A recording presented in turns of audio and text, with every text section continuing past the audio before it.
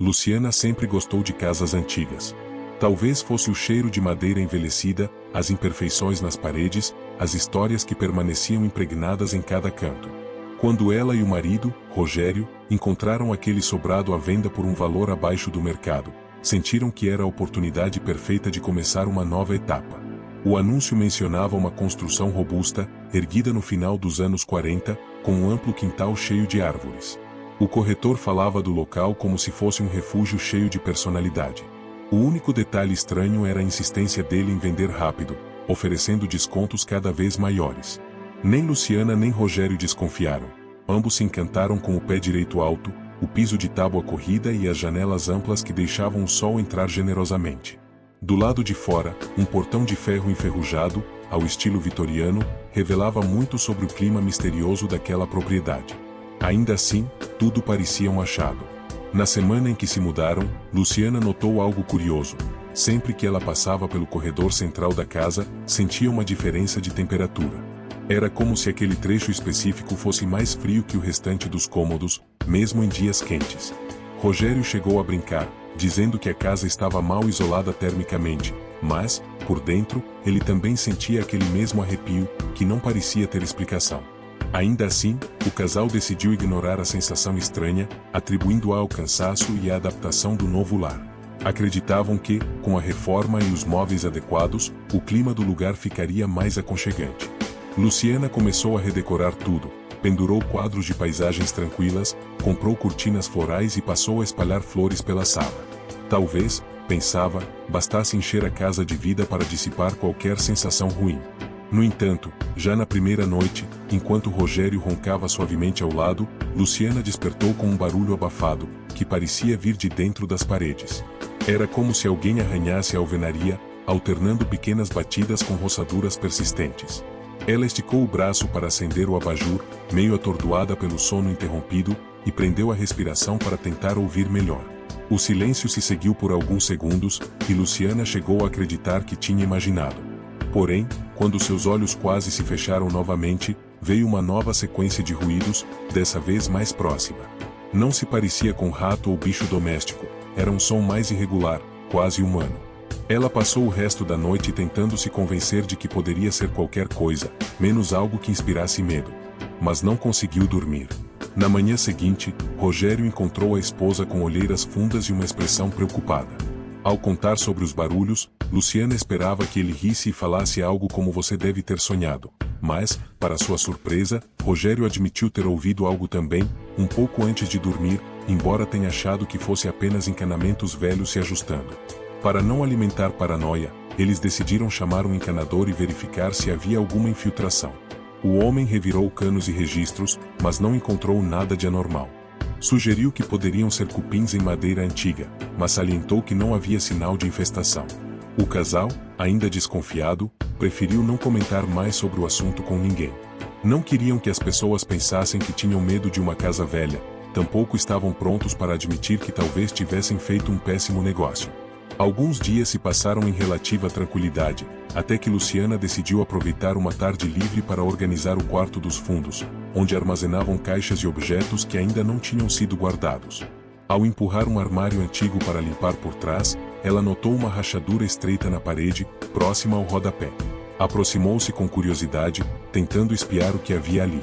A fresta se abria para um vão, aparentemente resultante de uma falha na alvenaria antiga. Ao mirar com a lanterna do celular, viu apenas escuridão e teias de aranha. Porém, assim que aproximou o ouvido daquela rachadura, ouviu algo como um sussurro fraco. Assustada, ela se afastou rapidamente e sentiu o coração disparar. Achou que era sua imaginação pregando peças, afinal, vinha lidando com noites mal dormidas e ruídos estranhos. Mas, à noite, quando cochilou no sofá, Luciana voltou a ouvir o mesmo sussurro no corredor. Aquela semana terminou de forma ainda mais intrigante. O cachorro do casal, um vira-lata chamado Paco, começou a se comportar de maneira esquisita, latindo sem parar para as paredes e rosnando como se visse algo que ninguém mais enxergava. Em certa ocasião, Paco ficou tão agitado que chegou a arranhar o reboco, deixando visíveis pedaços de tijolo. Rogério, sempre mais racional, creditou o comportamento do cão a algum odor ou ruído inaudível para humanos. Contudo, O incômodo de Luciana se intensificava a cada manifestação do cachorro. Ela mesma passou a ter a impressão de ver sombras se movendo de relance, sempre pelo canto do olho. Eram rápidas, esquivas, e quando ela tentava focar a visão, nada encontrava.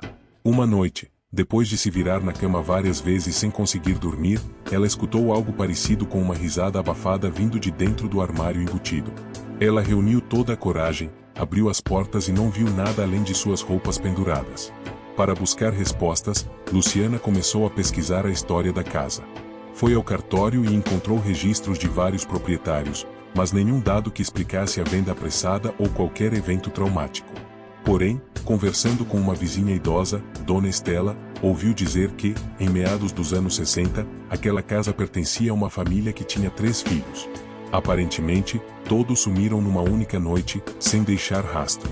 Comentava-se que o pai era violento e tinha problemas com álcool. Muitos acreditavam que ele teria feito algo terrível com a esposa e os filhos, embora nunca tivessem sido encontradas provas concretas. O caso caiu no esquecimento, e a casa passou de mãos em mãos até ficar por algum tempo abandonada. Ao saber disso, Luciana sentiu um arrepio percorrer sua espinha. As vozes que ela imaginava ouvir podiam ser ecos daquele passado tenebroso. Em vez de se deixar abater, ela tentou se manter firme. Procurou um padre local e pediu que abençoasse o imóvel. Rogério achou exagero, mas consentiu, pois também queria a paz de volta. O padre chegou com seu crucifixo, aspergiu água benta pelos cômodos e recitou orações. De fato, na primeira noite após essa bênção, houve um silêncio que quase trouxe alívio. Mas foi um alívio momentâneo, porque, no meio da madrugada, Luciana despertou com um som mais intenso. Ao abrir os olhos, ouviu nitidamente uma voz infantil. Não eram sussurros ininteligíveis, mas, sim, uma vozinha que pedia ajuda. Assustada, levantou-se e seguiu o som, tremendo dos pés à cabeça, até chegar ao corredor central. O som ecoava das paredes como se houvesse alguém preso do outro lado. Enquanto ela tentava decifrar, Rogério acendeu a luz e a encontrou parada, estática, com uma expressão vazia. Ele a chamou, mas Luciana parecia em transe.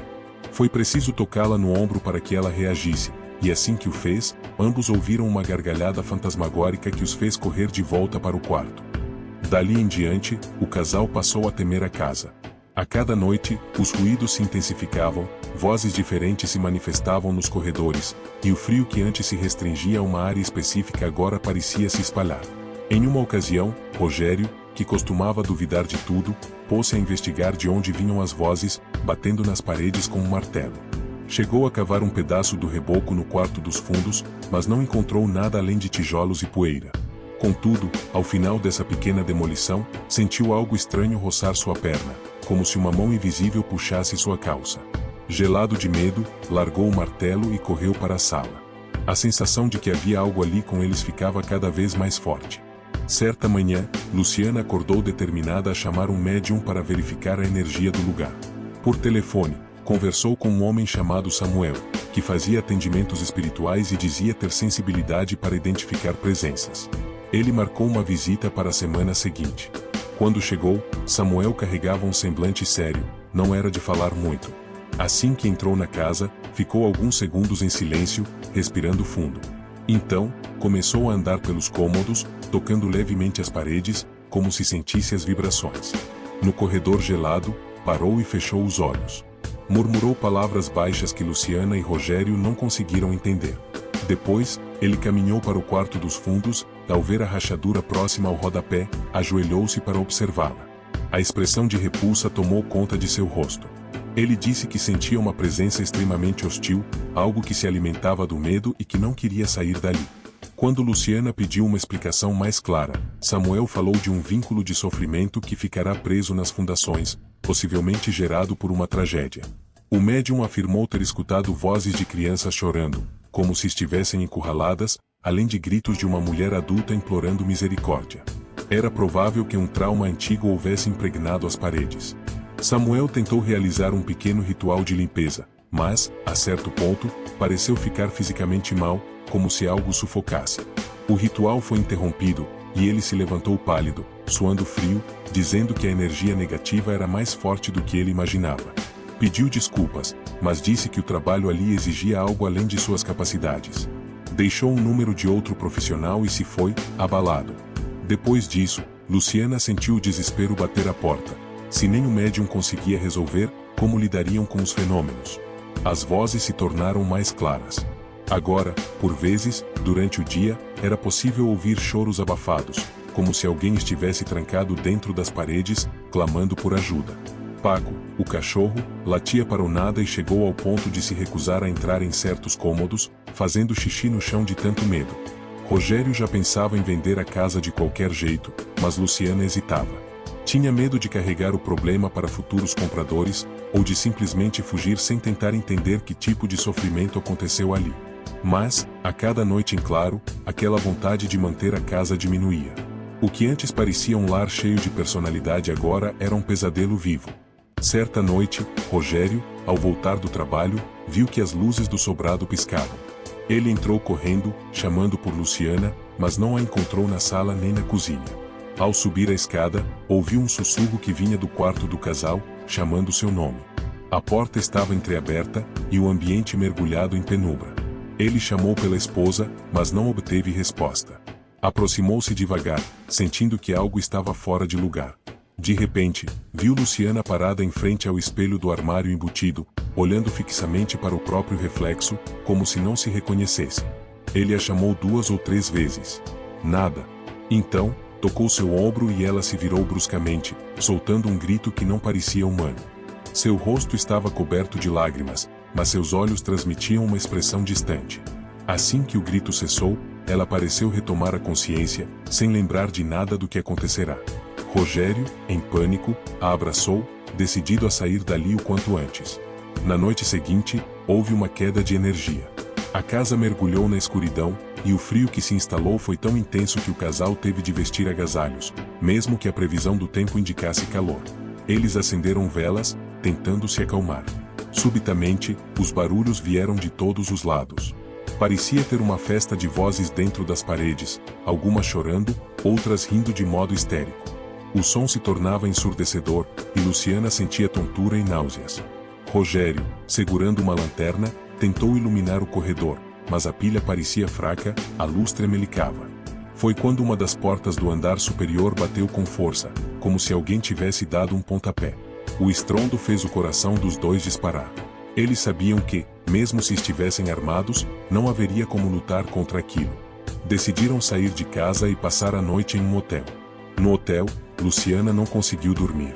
Ficou encarando o teto, revivendo cada instante sinistro que viverá ali. As vozes de crianças, os sussurros malignos, o toque gelado que parecia puxá-la durante a noite. E se aquilo que habitava a casa não as deixasse em paz, mesmo longe de suas paredes? Parecia um pesadelo recorrente, e ela temia que isso a perseguisse para onde quer que fosse. Rogério, por outro lado, tentava pensar de modo prático. Chegará a hora de buscar a ajuda de alguém especializado em situações sobrenaturais. Pesquisou na internet e encontrou uma pequena empresa que se intitulava Investigadores de Fenômenos Paranormais. No dia seguinte, retornaram à casa apenas para recolher alguns pertences, mas tentaram não ficar mais do que alguns minutos. 2 noites se passaram até que o grupo de investigadores pudesse chegar. Eram 3 pessoas: Júlio, um homem alto e sério, que carregava equipamentos de gravação; Marta, uma médium de olhar severo; e Henrique, responsável pelas análises céticas, que costumava buscar explicações científicas primeiro. Eles instalaram câmeras em todos os cômodos e sensores de movimento pelos corredores. Também espalharam gravadores de áudio próximos às paredes onde os ruídos eram mais frequentes. O objetivo era passar a madrugada lá dentro, tentando documentar qualquer fenômeno. Luciana e Rogério foram orientados a ficar no hotel, mas decidiram ficar na casa, um pouco afastados, para garantir que tudo corresse bem. Por volta de meia-noite, as primeiras anomalias aconteceram. Marta sentiu um frio súbito na sala de estar e disse enxergar vultos no canto do cômodo. Júlio, com uma filmadora de visão noturna, captou orbes luminosos que passeavam pelo ar. Mas o mais impactante veio dos gravadores de áudio. Em vários momentos, surgiam vozes indecifráveis, muitas em tom de lamento, outras soando como risadas debochadas. Henrique, incrédulo, passou horas tentando explicar aquilo como interferência de rádio ou eco ambiente, mas as vozes eram claras demais.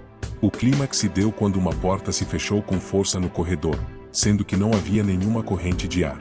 Marta resolveu fazer uma sessão de comunicação, algo parecido com uma psicografia, para estabelecer contato com a possível entidade que ali residia. Sentou-se no chão do corredor gelado, fechou os olhos e concentrou-se.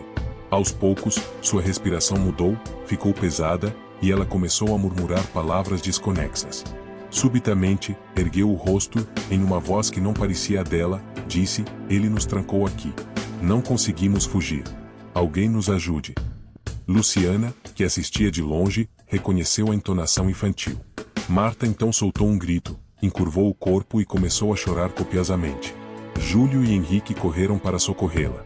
Ao abrir os olhos, Marta não lembrava do que dissera, apenas sentia uma angústia insuportável. Nesse instante, todos ouviram passos correndo pelo andar de cima, pesados e apressados, como se uma briga acontecesse lá. Mas não havia ninguém além deles. Os investigadores concluíram que a casa abrigava, ao mesmo tempo, uma energia inocente, provavelmente de crianças, e uma presença maléfica, possivelmente vinculada ao pai violento, que teria feito algo terrível no passado. Essa combinação tornava o lugar sufocante, pois o sofrimento não resolvido pairava ali, preso nas fundações, transformando as paredes em uma espécie de membrana espiritual. Marta sugeriu um ritual complexo, que envolveria não apenas benzimentos, mas também a criação de um canal de libertação para as almas que ali estivessem presas.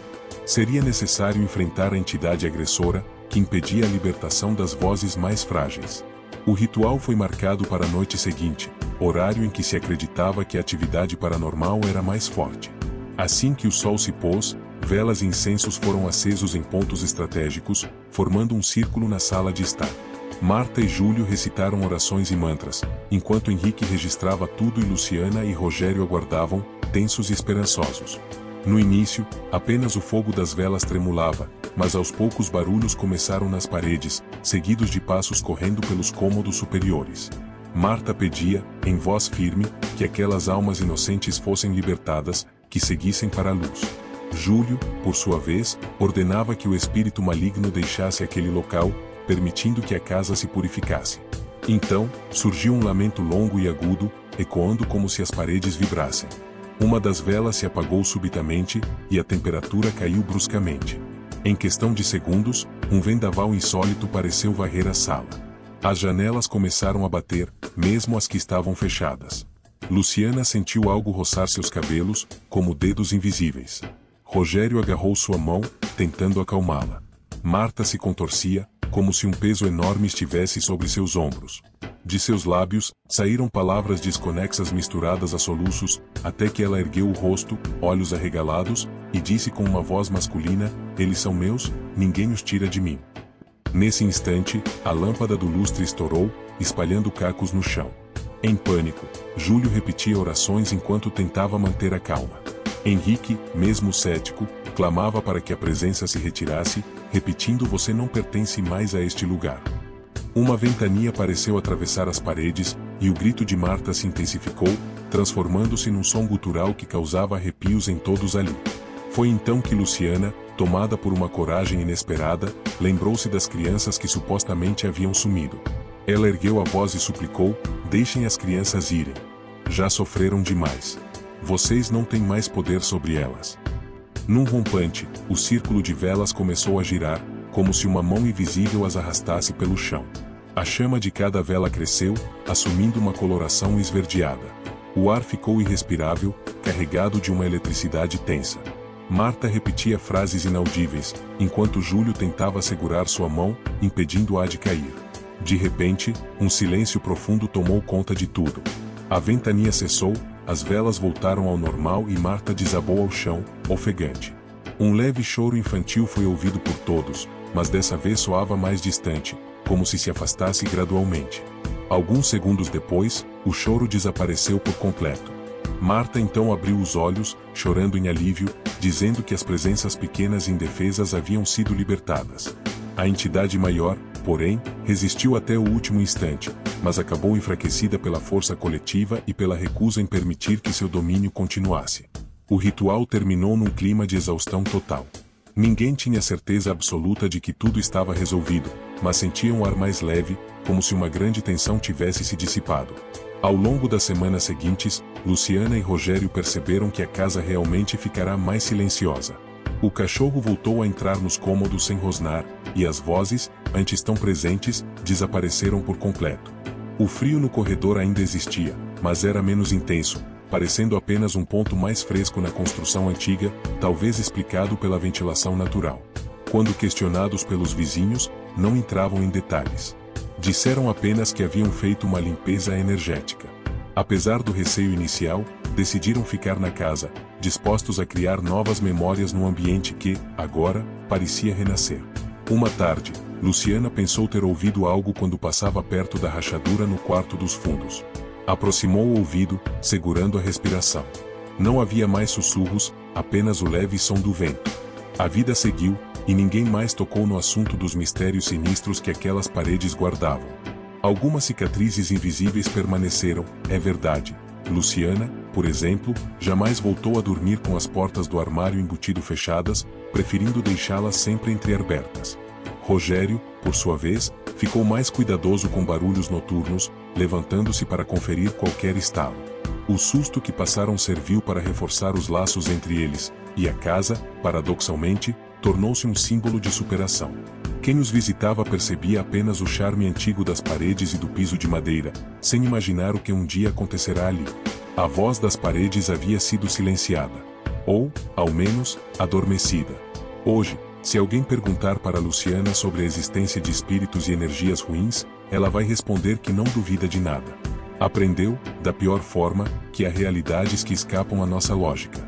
Entretanto, também compreendeu que a fé, a coragem e a determinação podem enfrentar até mesmo os horrores mais sombrios que possam residir no interior de uma casa.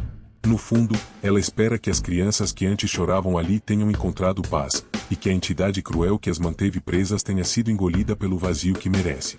E assim, naquela morada que já foi palco de angústia, agora existem janelas abertas para o sol da manhã, flores brotando no quintal, principalmente, a esperança de que os segredos tenebrosos entre aquelas paredes estejam, finalmente, enterrados em silêncio.